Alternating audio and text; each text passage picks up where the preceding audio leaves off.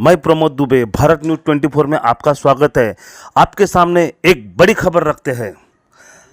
आमदार किशोर जोरगेवार ने कहा, यह हमारी नैतिकता जिम्मेदारी है कि हम एक गौरवशाली उपलब्धि का सम्मान करें और अपने बहादुर सैनिकों को प्रतीक अपनी विनम्र श्रद्धांजलि अर्पित करें तथा शहीदों के परिवारों के दुख को समझ करें।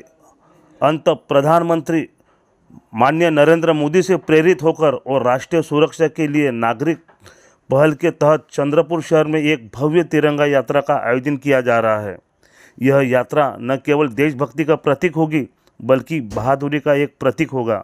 ऐसा स्टेटमेंट आमदार किशोर जोरगेवार ने कैमरे के सामने अपना मन व्यक्त किया है। ऐसे ही देखते रहिए हर छोटी बड़ी खबरें सिर्फ भारत न्यूज़ 24 पर। संवाददाता प्रमोद दुबे की खास अपडेट। धन्यवाद।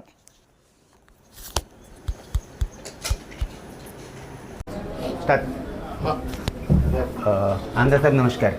आमदार साहेब आपण मला सांगा की दादा थोडं शांत राहा जरा। आमदार साहब नमस्कार। आमदार साहब मुझे बताइए कि 17 तारीख को आपके द्वारा आयोजन किया गया है तिरंगा रैली का, किस तरह का आयोजन रहेगा? सिटीजन्स फॉर नेशनल सिक्योरिटी इस फोरम के द्वारा संपूर्ण भारतवर्ष में हिंदुस्तान के सैनिकों ने, आर्म फोर्सेस ने जो अतुलनीय पराक्रम किया, जो जिस अचूकता से इस ऑपरेशन को अंजाम दिया, उनका सम्मान करने के लिए, सैनिकों के हौसला अफजाई के लिए देश भर में तिरंगा यात्रा का आयोजन किया गया है। चंद्रपुर में भी 17 तारीख को शनिवार यानी कल शाम को 5 बजे शिवाजी चौक से ये तिरंगा यात्रा निकलेगी और मुझे बड़ी खुशी है इस बात की है कि समाज का हर तबका, हर वर्ग, हर संगठना इसमें शामिल हो रही है। लगभग 200 के ऊपर संगठनाएं इसमें शामिल होने वाली है और 51 फुट का हम लोग एक तिरंगा हर संगठना को दे रहे हैं। वो अपना संगठना अपने बैनर के साथ में सम्मिलित होने वाली है। मुझे इस बात का, आप लोग नागपुर से आए, विश्वास है कि शायद ये विदर्भ की सबसे बड़ी तिरंगा यात्रा होने जा रही है। 5 किलोमीटर लंबी ये तिरंगा यात्रा होने की संभावना है। अभी हमने जिला प्रशासन के साथ में भी बैठक की।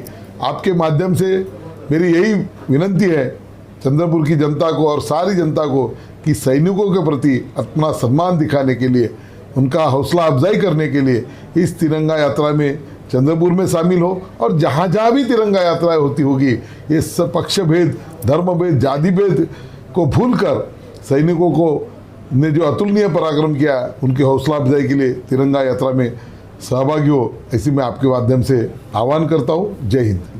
पंतप्रधान नरेंद्र मोदी जी ने जाति न्याय जनगणना का जो निर्णय लिया है, बहुत सराहनीय निर्णय है। सभी उसकी यानी कि ये कर रहे हैं, खुशी का माहौल है, क्या कहेंगे? ये सही है कि 1931 के बाद में जनगणनाएं हुई, लेकिन जात न्याय जनगणना हुई नहीं थी। जैसा कि आप सब जन जानते हैं कि सभी देश में एक बड़े प्रमाण में सभी जातियों को अपनी संख्या कितनी है उसकी एक इंपीरियल डाटा होना चाहिए और जिस इंपीरियल डाटा के माध्यम से सरकार उस वर्ग को लिए जो योजनाएं बनानी है, उनकी हिस्सेदारी देनी है, उसके लिए वो डाटा की आवश्यकता थी। ये जनगणना हो, ऐसी सारे देशवासियों की मांग थी और नरेंद्र भाई मोदी जी का मैं बड़े आदरपूर्वक धन्यवाद कहेंगे हम कि उन्होंने ये जातिगत जनगणना कराने का फैसला किया है और इस फैसले से जो पिछड़े रह गए, जो अति पिछड़े रह गए, उनको भी न्याय देने के लिए ये जनगणना सहायक साबित होगी। स्वराज संगठन के जो चुनाव है वो आने वाले 4 महीने में ले, ऐसा आदेश हाईकोर्ट द्वारा दिया गया है, क्या कहेंगे? निश्चित रूप से सरकारें ये हमेशा ही चुनाव से चुनी जानी चाहिए। डेमोक्रेसी में सरकार के द्वारा, जनता के द्वारा चुनी सरकार के माध्यम से काम चले, यही लोकशाही है। लेकिन कुछ कोर्ट के आदेश की वजह से ये सारा रुक गया था। अभी कोर्ट ने कहा है, माननीय न्यायालय ने, कि ये स्थानीय निकाय के चुनाव हो और सभी पार्टियां इसके लिए तैयार है। इस निर्णय का भी स्वागत करते हैं।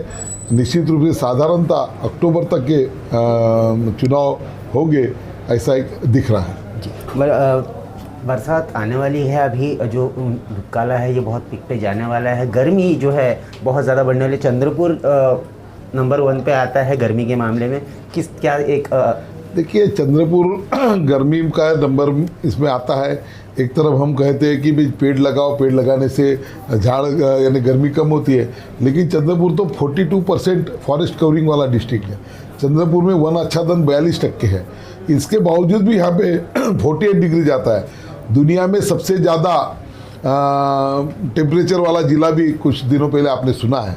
इसके लिए 2 कारण हैं, नैसर्गिक रूप से तो है ही है, लेकिन यहाँ पे जो थर्मल एनर्जी का जो निर्माण होता है, यानी एक हम लोग पावर प्लांट बनाते हैं। यहाँ पे सीमेंट इंडस्ट्री में बहुत बड़े प्रमाण में कोयला जलाया जाता है। यहाँ पर स्टील इंडस्ट्री है। ये सारे इंडस्ट्री में जो कोल बर्निंग होती है, उसकी वजह से भी टेम्परेचर है। इसके लिए निश्चित रूप से और कुछ चीज़ें करने की आवश्यकता है। यहाँ का जो पोल्यूशन है वो कम करने की भी आवश्यकता है। उसकी उपाय योजना पे चल रहा है, लेकिन जो प्रमाण जो उसके परिणाम हासिल होने को ना, वो कुछ ध्यान में नजर नहीं आ रहा। जी भाजपा ने राज्य भर में जिलाध्यक्षों की नियुक्तियां की है, चुनाव कराए मंडल अध्यक्ष के बाद में जिलाध्यक्ष, लेकिन चंद्रपुर में अभी भी वेटिंग पे रहे। और कहा जाता है कि आमदार जोरगेवार जी के प्रभाव की वजह से चंद्रपुर में वेटिंग चल रही, क्या कहना चाहिए? ऐसा कुछ नहीं है। 56 जगह होगा है, 22 जगह अभी होना बाकी है, और लगभग वो भी प्रक्रिया होती है। देखिए, एक पार्टी चलाते वक्त में सारी बातों का विचार किया जाता है, और निश्चित रूप से चंद्रपुर में एक अपना बड़ा भारतीय जनता पार्टी का संगठन है। इस समय में 5 आमदार चुनकर आए हैं। हमने लोकसभा गंवाई है, तो लोकसभा भी कैसी हासिल हो और उर्वरित जो एक बचा हुआ आमदार है वो भी कैसा हो, इस दृष्टिकोण से पार्टी सोच रही है।